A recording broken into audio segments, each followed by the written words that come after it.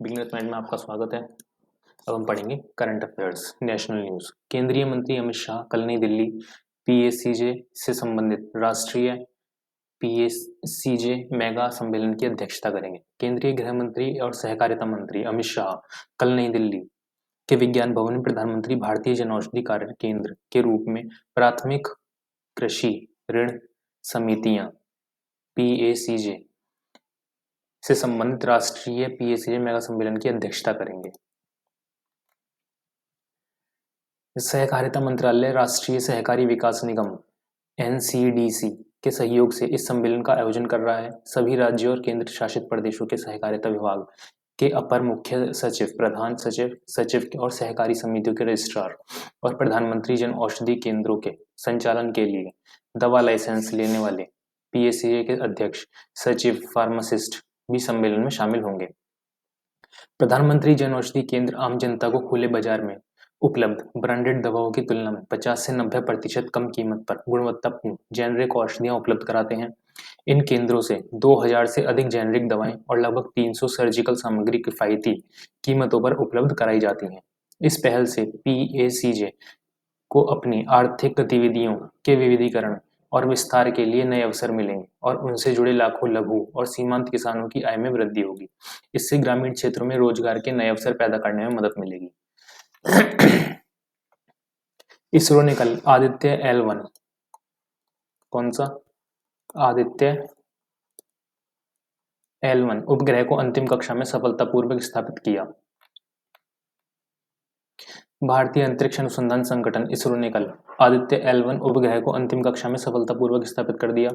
इसरो ने एक social media post में बताया कि आदित्य L1 को हेलो कक्षा में L1 बिंदु के नजदीक सफलतापूर्वक प्रवेश करा दिया गया है। प्रधानमंत्री नरेंद्र मोदी ने इसरो की सफलता की सराहना की और भरोसा जताया कि हम विज्ञान के नए क्षितिज की ओर बढ़ना जारी रखेंगे। आदित्य L1 भारत का पहला सौर अभियान है। भारत का पहला सौर अभियान कौन सा है? आदित्य L1 जो सूर्य के भीषण ताप और पृथ्वी पर इसके प्रभाव का अध्ययन करेगा। लैग्रेंजियन बिंदु L1 वह स्थान है जहां कोई वस्तु सूर्य और पृथ्वी के गुरुत्वाकर्षण प्रभाव के कारण संतुलन में रह सकती है।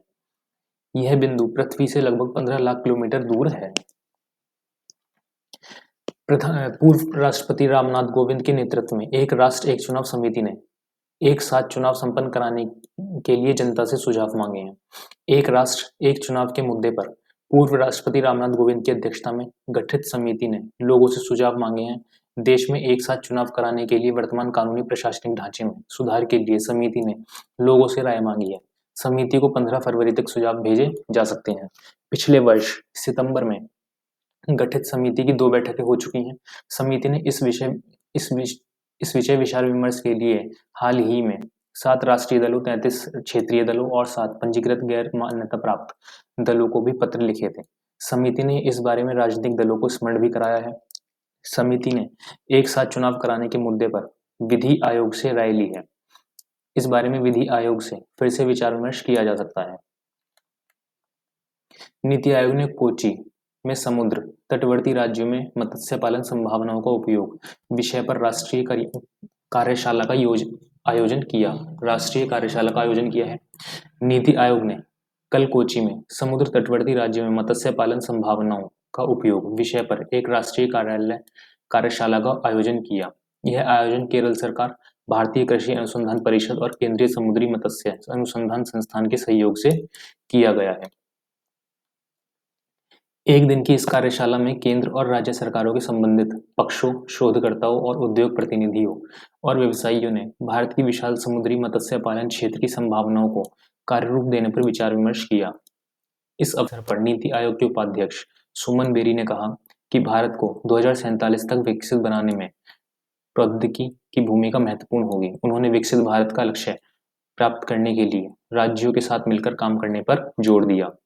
नीति आयोग के सदस्य प्रोफेसर रमेश चंद्र ने मत्स्य पालन क्षेत्र में आंध्र प्रदेश की उपलब्धि की सराहना की और समुद्री मत्स्य पालन में उत्पादन तथा उत्पादकता के संदर्भ में क्षेत्रीय विषमताओं को दूर करने पर विशेष बल दिया। कार्यशाला में मत्स्य पालन को बड़े पैमाने पर रोजगार सृजन और भारत के लिए विदेशी मुद्रा अर्जित करने का माध्यम बनाने पर भी चर्चा हुई।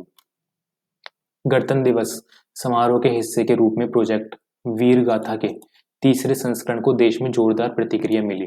गणतंत्र दिवस समारोह से जुड़े प्रोजेक्ट वीर गाथा के तीसरे संस्करण को देश भर में पुरजोर समर्थन मिला है। रक्षा मंत्रालय के अनुसार इस पहल में लगभग 2,43,000 स्कूलों के करीब 1,37,00,000 छात्रों ने भागीदारी की है। इन विद्यार्थियों में से राष्ट्रीय स्तर पर 100 विजेताओं का चयन किया जा रहा है। प्रत्येक विजेता को 10,000 रुपये दिए जाएंगे और इस वर्ष कर्तव्य पथ पर गणतंत्र दिवस परेड को विशिष्ट अतिथि के रूप में देखने का अवसर मिलेगा। सरकार ने प्रोजेक्ट वीर गाथा शुरुआत स्वतंत्रता के 75 वर्ष में आजादी का अमृत महोत्सव के दौरान की थी। वीर गाथा की शुरुआत कब की थी? स्वतंत्रता के 75वें वर्ष में आजादी का अमृत महोत्सव के दौरान की थी। इसका उद्देश्य विद्यार्थियों के बीच वीरता पुरस्कार विजेताओं की वीर गाथाओं का प्रसार करना है ताकि देशभक्ति की भावना को बल मिले। जापान में सोमवार को आए भीषण भूकंप में मृतकों की संख्या कितनी हो गई? 126। जापान के अधिकारियों ने बताया कि भूकंप से मृतकों की संख्या 126 तक पहुंच गई है और 200 से अधिक लोग लापता हैं। मध्य जापान के इशिकावा में सोमवार को 7.6 तीव्रता का भूकंप आया था। भूकंप में राहत और बचाव दल लोगों को बचाने और राहत पहुंचाने के लिए हेलीकॉप्टर का इस्तेमाल कर रहे हैं। भूकंप से ज्यादातर सड़कें और रास्ते तहस नहस हो गए हैं और बस्तियों तक जाना कठिन हो गया है। अनामिजू में कम से कम 10 लोग मलबे में दबे हुए हैं। इनमें 8 वर्षीय एक बच्चा भी शामिल है। स्थानीय सरकारी अधिकारियों ने कहा कि लगभग 30,000 लोग राहत शिविरों में रह रहे हैं और लगभग 60,000 परिवारों का पेयजल नहीं पहुंचाया जा सका है। रॉकफेलर फाउंडेशन के अध्यक्ष यूएसएड के पूर्व प्रमुख डॉक्टर राजीव शाह को न्यूयॉर्क के फेडरल रिजर्व बैंक के निदेशक मंडल में शामिल किया गया है। अमेरिका के रॉकफेलर फाउंडेशन के अध्यक्ष और यूएसएड के प्रमुख डॉक्टर राजीव शाह को न्यूयॉर्क के फेडरल रिजर्व बैंक के निदेशक मंडल में शामिल किया गया है। उनकी नियुक्ति फेडरल रिजर्व प्रणाली के बोर्ड ऑफ गवर्नर्स ने की है। यह नियुक्ति 31 दिसंबर 2026 तक प्रभावी रहेगी। रॉकफेलर फाउंडेशन एक जानी मानी परोपकारी संस्था है। श्री शाह 2017 से इसके अध्यक्ष हैं। संयुक्त राष्ट्र के मानवीय मामलों के अवर महासचिव ने कहा, इजराइल पर हमास के हमलों के बाद गाजा विध्वंस और मायूसी की जगह बना। संयुक्त राष्ट्र के मानवीय मामलों के अवर महासचिव मार्टिन ग्रिफिथ्स ने कहा कि इजरायली रक्षा बलों की लगातार बमबारी के कारण गाजा अब रहने लायक नहीं रहा है। इजराइल ने जो लगातार बमबारी की उसमें गाजा अब रहने लायक नहीं बचा है। एक बयान में उन्होंने कल कहा कि 17 अक्टूबर को इजराइल पर हमास के हमलों के 3 महीने बाद गाजा विध्वंस और मायूसी की जगह बन गया है। इस बीच इजराइल के रक्षा बलों ने कहा कि इसने एक दिन पहले गाजा पट्टी में हमास के 100 से अधिक ठिकानों पर हमले किए हैं, जिनसे हमास को काफी नुकसान पहुंचा है। बयान में यह भी कहा गया कि गाजा में इजराइल की सेना के तीनों अंगों के हमलों से हमास के कमांड सेंटर, लॉन्च पैड, हथियार डिपो और अन्य बुनियादी ढांचों का नुकसान पहुंचा है। अब आ जाता है स्टेट न्यूज। 2 दिन का वैश्विक निवेशक सम्मेलन आज से चेन्नई में शुरू हो रहा है। चेन्नई में आज से 2 दिन का वैश्विक निवेशक सम्मेलन शुरू हो रहा है। जर्मनी, डेनमार्क, सिंगापुर, दक्षिण कोरिया, जापान, फ्रांस, ऑस्ट्रेलिया और ब्रिटेन इस सम्मेलन में भागीदार देश हैं। केंद्रीय वाणिज्य और उद्योग मंत्री पीयूष गोयल सम्मेलन का उद्घाटन करेंगे। श्री गोयल चेन्नई में कई स्थानों पर विकसित भारत संकल्प यात्रा में भाग लेंगे। तेलंगाना सरकार ने 2050 तक समूचे राज्य के औद्योगिक विकास के लिए मेगा स्टार प्लान नीति तैयार करने का फैसला किया है। तेलंगाना में राज्य सरकार ने वर्ष 2050 तक समूचे राज्य के औद्योगिक विकास के लिए मेगा स्टार प्लान नीति तैयार करने का फैसला किया है। मुख्यमंत्री रेवंत रेड्डी ने कल हैदराबाद में भारतीय उद्योग परिसंघ के प्रतिनिधियों के साथ बातचीत में ये बात कही है। उन्होंने बहुमुखी औद्योगिक विकास के लिए सरकार की प्रतिबद्धता व्यक्त की और इसे अगले स्तर का औद्योगिक विकास बताया है। मुख्यमंत्री उद्योग परिसंघ को आश्वस्त किया कि सरकार तेलंगाना में निवेश किए गए प्रत्येक रुपए की सुरक्षा सुनिश्चित करेगी और निवेशित रुपए की कीमत बढ़ेगी। उन्होंने कहा कि तेलंगाना को Hyderabad outer ring road ORR का शहरी क्लस्टर ORR और क्षेत्रीय रिंग रोड RRR के बीच अर्ध शहरी क्लस्टर तथा RRR से अलग ग्रामीण क्लस्टर सहित 3 क्लस्टरों में विभाजित किया जाएगा। राष्ट्रीय जांच एजेंसी NIA ने आतंकवाद से अर्जित 5 संपत्तियों को कुर्कित किया। राष्ट्रीय जांच एजेंसी NIA ने आतंकवाद से अर्जित 5 संपत्तियों को कुर्क कर लिया है। इनमें से 4 आतंकवादी गैंगस्टर ड्रग तस्कर गठजोड़ से संबंधित है और 5वीं संपत्ति 2022 में कश्मीर के चानापोरा हथियार जब्ती से संबंधित एक अन्य मामले में है। आतंकवादी गैंगस्टर मामले में कुर्क की गई एक SUV सहित 4 संपत्तियां लॉरेंस बिश्नोई गिरोह के सदस्यों की हैं। हरियाणा, पंजाब और उत्तर प्रदेश में NIA टीमों द्वारा की गई छापेमारी इन संपत्तियों को आतंकी साजिश रचने और गंभीर अपराधों को अंजाम देने के लिए इस्तेमाल किए जाने के कारण कुर्क किया गया था। आतंकी गिरोह के सदस्यों को आश्रय देने वाले विकास सिंह का लखनऊ में एक फ्लैट और पंजाब के फजलिका में आरोपी दिलीप कुमार की 2 अन्य संपत्तियां कुर्क की गई, जबकि हरियाणा में जोगिंदर सिंह के नाम पर पंजीकृत एक SUV जब्त की गई। जबकि NIA जांच के अनुसार विकास सिंह बिश्नोई का सहयोगी है और उसने पंजाब पुलिस मुख्यालय पर RPG हमले के आरोपियों सहित आतंकवादियों को पनाह दी थी। जोगिंदर सिंह गैंगस्टर काला राणा का पिता है, जो बिश्नोई का करीबी सहयोगी भी है। NIA के अनुसार जोगिंदर गिरोह के सदस्यों को हथियार और गोला बारूद के परिवहन के लिए अपनी SUV का उपयोग करने की अनुमति देकर उनकी सहायता कर रहा था। NIA के एक प्रवक्ता ने बताया कि दिलीप कुमार की संपत्ति का इस्तेमाल हथियारों के भंडारण, उन्हें छुपाने और गिरोह के सदस्यों को शरण देने के लिए किया जा रहा था। मुंबई क्राइम ब्रांच के विशेष जांच दल ने 15,000 करोड़ रुपए के महादेव सट्टेबाजी ऐप के मामले में पहली गिरफ्तारी की है। किसमें? महादेव सट्टेबाजी ऐप जो मामला था उसमें पहली गिरफ्तारी की है।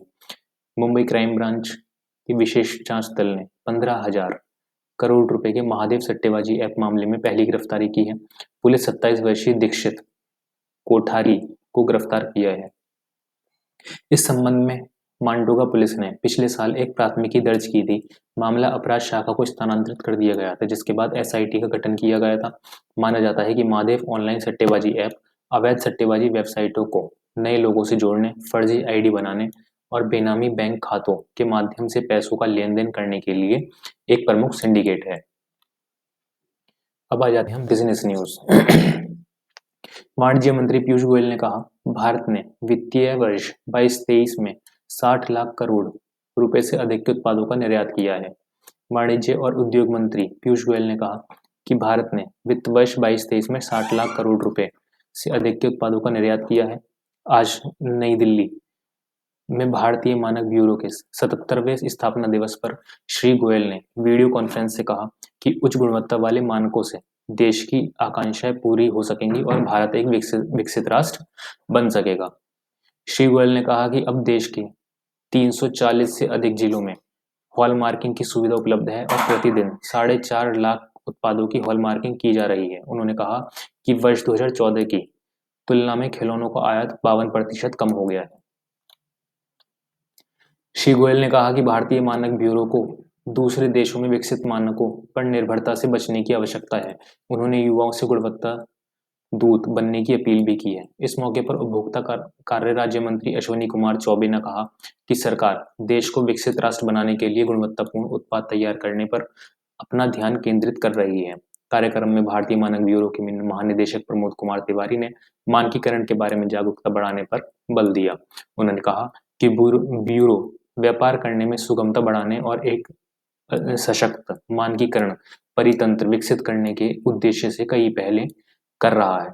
भारत का विदेशी मुद्रा भंडार लगातार सातवें सप्ताह बढ़कर 22 महीने के उच्चतम स्तर 623 अरब 20 करोड़ डॉलर पर पहुंच गया है। 29 दिसंबर को समाप्त सप्ताह में भारत का विदेशी मुद्रा भंडार 2 अरब 759 करोड़ डॉलर बढ़कर 623 अरब 20 करोड़ डॉलर पहुंच गया है। भारतीय रिजर्व बैंक के साप्ताहिक आंकड़े के अनुसार विदेशी मुद्रा परिसंपत्तियों में 1 अरब 87 करोड़ डॉलर की वृद्धि हुई है और अब यह कुल 551 अरब 62 करोड़ डॉलर के स्तर पर पहुंच गई है। रिजर्व बैंक के अनुसार देश का स्वर्ण भंडार 85 करोड़ डॉलर बढ़कर 48 अरब 328 करोड़ डॉलर हो गया है। भारत का विशेष आरण अधिकार 3 करोड़ 80 लाख डॉलर बढ़कर 18 अरब 365 करोड़ हो गया है। 65 करोड़ डॉलर हो गया है। अब आ जाते हैं खेल समाचार पर। पुरुषों के अंडर 19 क्रिकेट में जोहान्सबर्ग में भारत ने दक्षिण अफ्रीका को 6 विकेट से हराया।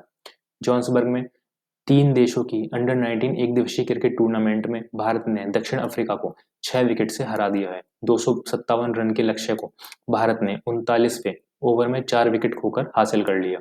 भारत की ओर से कप्तान उदय सराण ने 112 और प्रियांशु मोलिया ने नाबाद 76 रन बनाए। इससे पहले दक्षिण अफ्रीका ने निर्धारित 50 ओवरों में 256 रन बनाए। दक्षिण अफ्रीका के लिए स्टीव स्टॉक ने सर्वाधिक 59 रन बनाए। भारत की ओर से मुशीर खान ने 5 विकेट हासिल कर लिए। टूर्नामेंट में भारत ने अंक तालिका में शीर्ष पर रहकर फाइनल में प्रवेश कर लिया है। अफगानिस्तान दूसरे और मेजबान दक्षिण अफ्रीका तीसरे स्थान पर है। प्रतियोगिता का फाइनल 10 जनवरी को खेला जाएगा। और इसी के साथ करंट अफेयर होती है समाप्त। शेयर जरूर करें। धन्यवाद।